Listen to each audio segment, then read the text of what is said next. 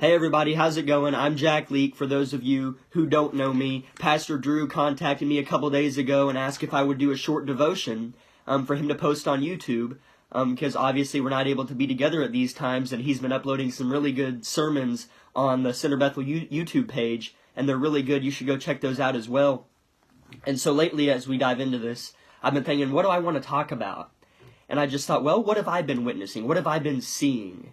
And I'm watching this show on Netflix called All American. It's a really good show. It has some things in it I don't agree with, and we'll talk about that. That has to do with what I want to talk about. But it really gave me an idea as to what I want to talk about, and that topic is peer pressure and why kids and adults these days are so spiritually weak, and why do they cave into doing things that they know are wrong. Why does it seem like that the normal these days are teenagers a normal teenager drinks, does drugs, cusses, does all that stuff? Why is that the normal? There's no direct answer, but it is the normal because of what is different.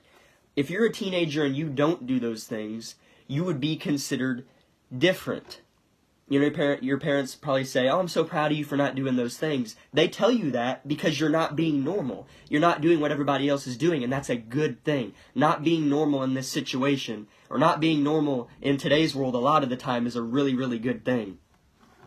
Why is it that kids are so spiritually weak, and adults are just so spiritually weak and not prepared? Why? I feel like it's because they want to please man over God. They want to glorify their name and not be an outcast, rather than to glorify God's name and blend in with everybody else in what they're doing that is wrong. In Galatians 1 verse 10 it says, "Am I now trying to win the approval of men or of God? Or am I trying to please men? If I were still trying to please men, I would not be a servant of Christ." So if you're trying to please man, it says in here, I would not be a servant of Christ. You're disobeying God if you're trying to please man over him. Let me set a setting for you. That sounded weird, set a setting.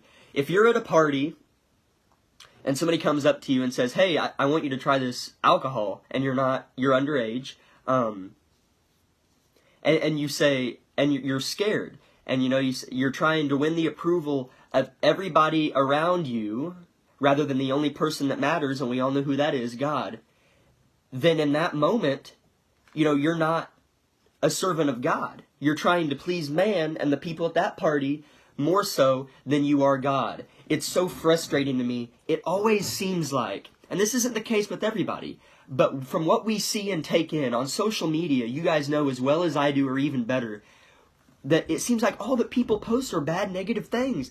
On every Snapchat story just about, it seems like there's somebody consuming alcohol or a picture of somebody holding a beer, cuss words all over the screen. It's just so annoying that is the normal for teenagers. And we need to be the next step in changing that normal and glorifying God's name rather than all those materialistic, worldly, ungodly things, however you want to say it. And so it's just very frustrating seeing all these people so unprepared to go into war. When they wake up, they're not ready to take on the world's challenges. They're ready to let those things impact their lives and let them into their hearts and lives, as they should not be doing.